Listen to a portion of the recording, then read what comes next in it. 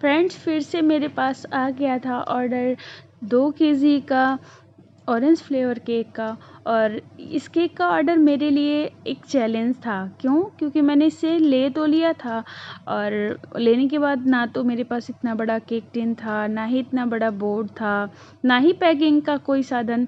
तो फिर लेने के बाद ना बहुत सारा दिमाग लगाना पड़ा और सोचना पड़ा कि कैसे क्या करना है।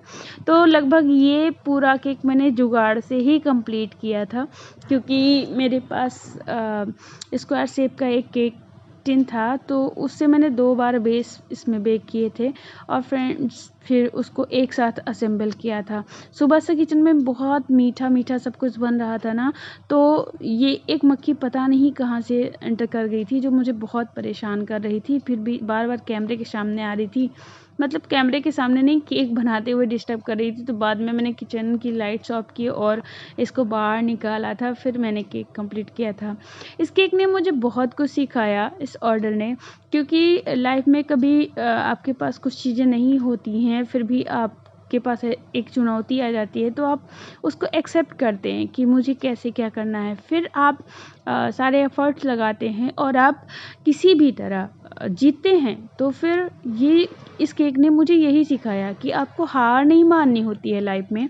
अगर आप हार मान गए ना, तो फिर सब ख़त्म हो जाता है। आपको हार नहीं माननी है, आप जीतेंगे या फिर कुछ सीखेंगे।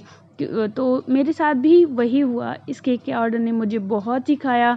मैंने 1 केजी वाले ना बोर्ड जोड़ के सोलो टेप से, और फिर नीचे उसको ऐसे कार्टन के 2 पीसेस लगा के ना सपोर्ट के लिए, कि बीच से खुल ना जाए। तो फिर मैंने इसको बढ़िया बेस तैयार किया था। थोड़ा सा एक्स्ट्रा हो गया था, तो बाद में फ्रिज में नहीं आ रहा था। फिर हस्बैंड की मदद से मैंने उसे कट किया और फाइनली फ्रिज में भी आ गया। तो फिर फाइनली जब ये केक कंप्लीट हुआ ना, तो मैं बहुत हैप्पी थी, क्योंकि मुझे लगता था कि मैं पता नहीं कर पाऊँगी या नहीं कर पाऊँगी, लेकिन हाँ, खुद पे थोड़ा सा यकीन था कि मैं करूँगी तो कुछ। तो फाइनली ये केक कंप्लीट मैंने किया। और मेरे मतलब ऑर्डर्स में सबसे पहला ऑर्डर था इतने बड़े केक का, वो भी इस शेप का। तो फिर बड़े केक का ऑर्डर तो रहा है, लेकिन इस शेप का तो पहली बार था, तो थोड़ा सा था। और ये एक फ़ोटो केक था, कस्टमर ने फ़ोटो खुद दी थी, जो नॉन एडिबल थी। तो क्योंकि एडिबल पेपर अपने पास नहीं था यहाँ, इतनी जहाँ जिस एरिया में हम हैं ना, यहाँ पे इतनी ज़्यादा एडिबल फ़ोटो प्रिंट्स की ज़रूरत नहीं होती है लोगों को, तो हमारे पास नहीं था। लेकिन ये फ़ोटो उन्होंने खुद दी थी। थोड़ा सा छोटा था, लेकिन जो डिज़ाइन उन्होंने दी थी ना, तो उससे तो ये कंप्लीट हो ही जाता था। तो मैंने ऊपर ऐसी ही डिज़ाइन बनी थी, और मेरे पास चेरी भी नहीं थी। तो फिर क्योंकि मुझे वही डिज़ाइन देनी थी ना, तो मैंने उसको कंप्लीट किया था न्यूट्रल जेल से।